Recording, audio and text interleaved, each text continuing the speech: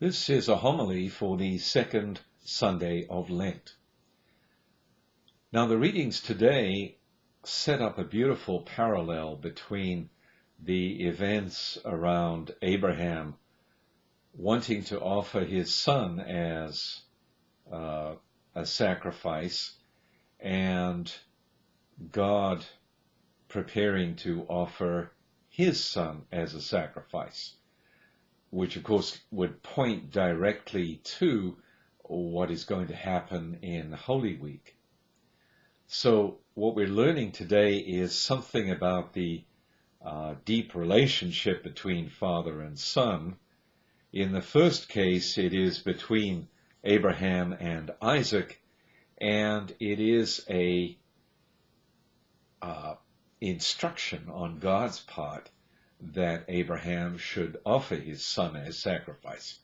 His beloved son, his only one, whom you love. And so he goes to the land of Moriah and is quite prepared to offer this sacrifice, and yet is told by God's messenger, do not lay your hand on the boy. So we have the example of the faithful father, the one who is prepared to give all that he has, in this case as an act of devotion, a holocaust, the highest form of offering and reverence. And we're asked to appreciate that that is telling us something about God in the gospel reading, where God is the faithful one. God really cares for us and is making an act of reverence by offering his son for the whole of humanity.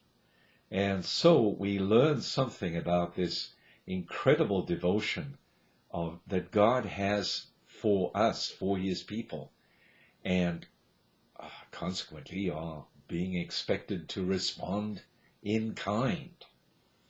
So we have, first of all, the Old Testament reading from Genesis.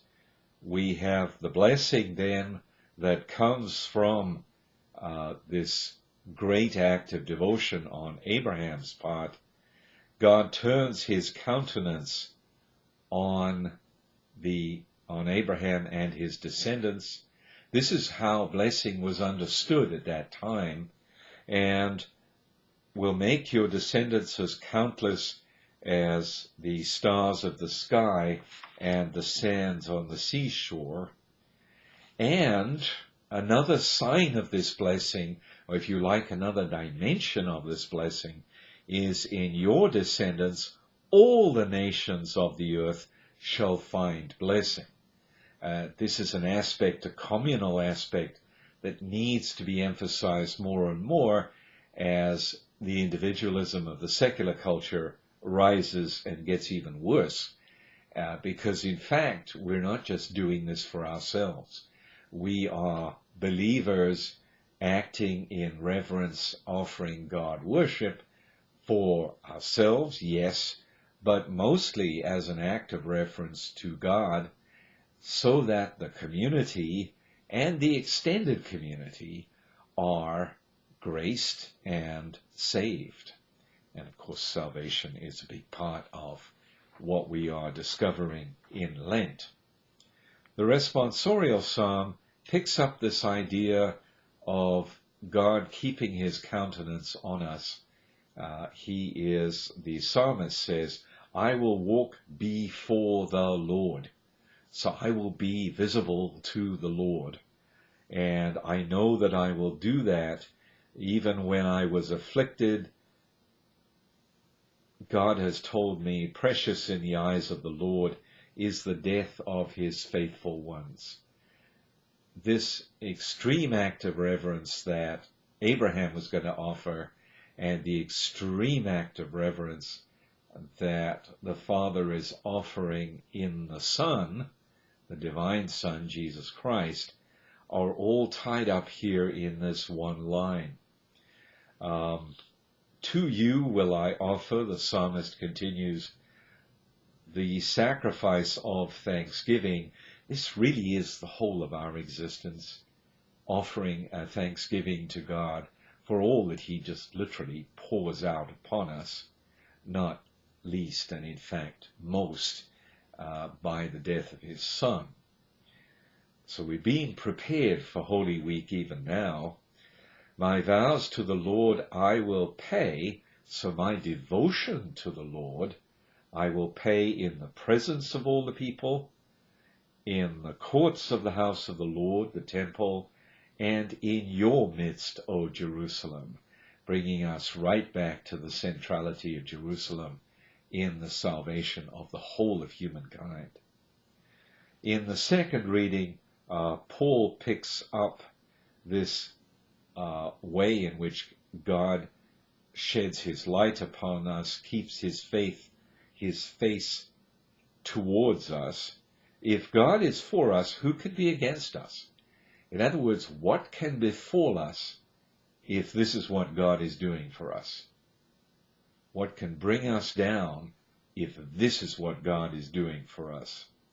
He who did not spare his own Son. Obviously, Romans was written after the events of Holy Week, and it's pointing us then to the gospel. We get a new instruction, a new set of information on the one who intercedes for us. We're no longer dealing with an earthly son, Isaac, who could be offered or maybe would not be offered, which we had in the first reading.